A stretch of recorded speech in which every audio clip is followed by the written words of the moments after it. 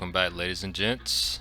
So what we have here is it's hackberry.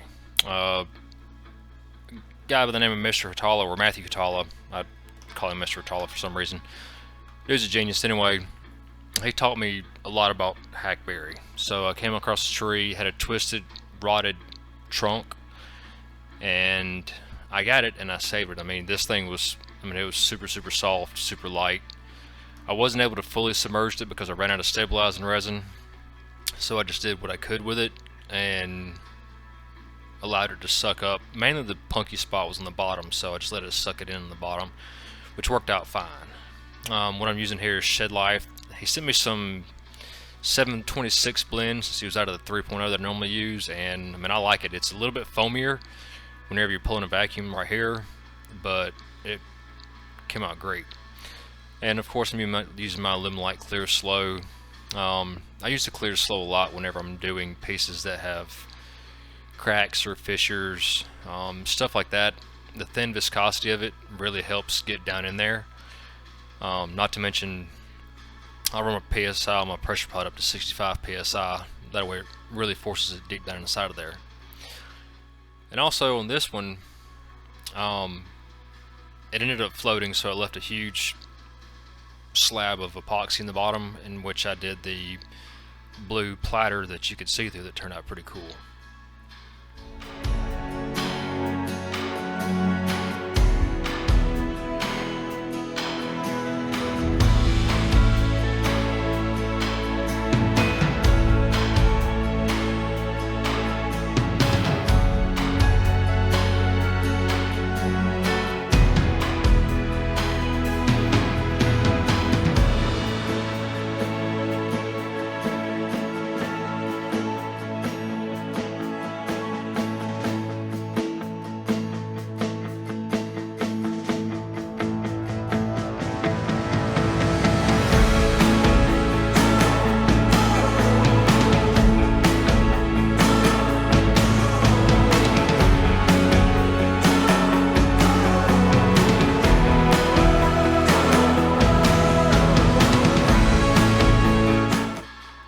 Right about here is when I realized I had a problem. I was running out of epoxy and it kept going down. So if you've ever done a casting with epoxy, especially clear slow that has a 12 to 14 minute pot life, I'm panicking right now because I did not want to have to do this thing in two pieces or two castings and have a differential line to where you can see the difference where two pores were. So you can see I realized it was still soaking it in. I was in a hurry. I had 14 minutes to do all three and then go back and do two more. And also on this right here, somebody asked me, how do you cut a round cylinder? If you look, you can see that there's a piece of waste wood underneath it. There's a piece on both sides, and I just duct taped it around it. That way it couldn't roll forward or backwards, and it worked out fine.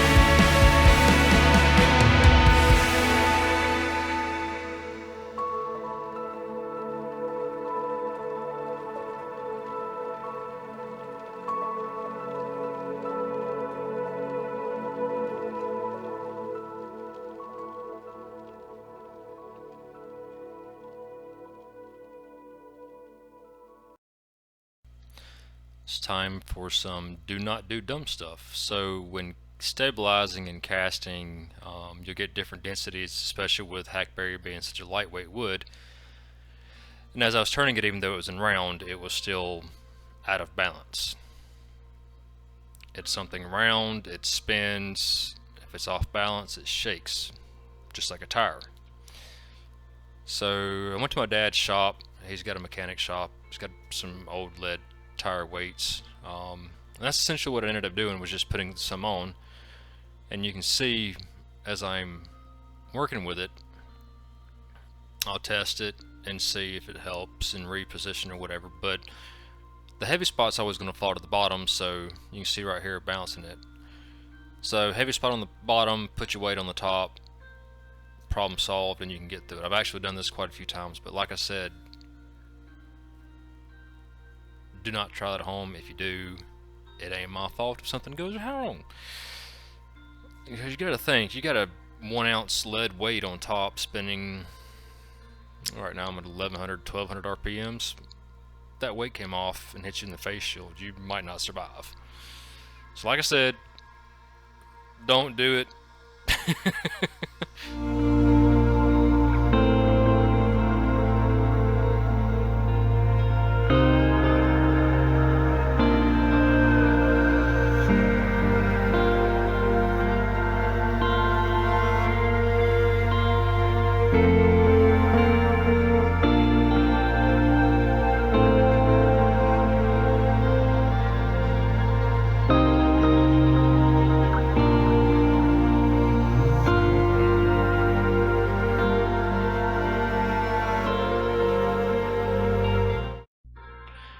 And the hollowing rig I'm using is a simple hollowing system from Simple Wood Tools. It's been great.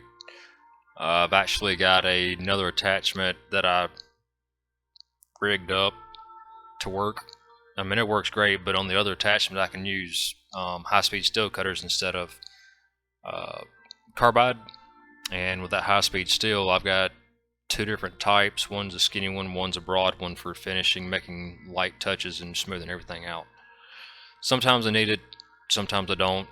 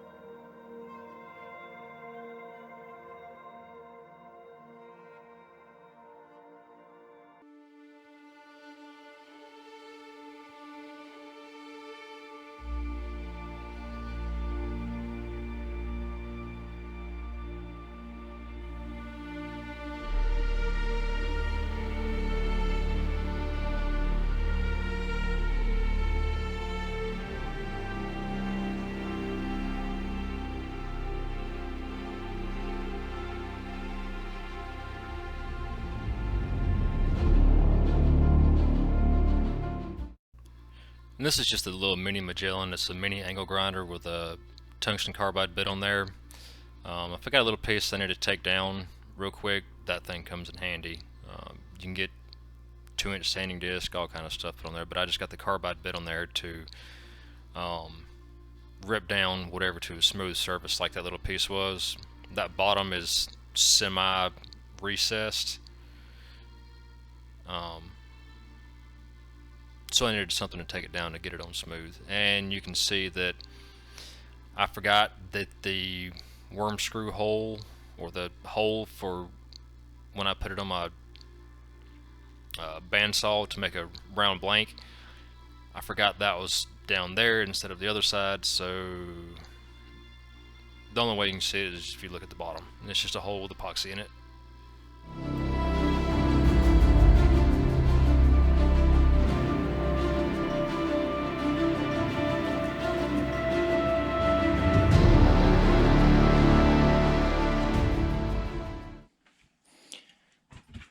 And now I want to put mini.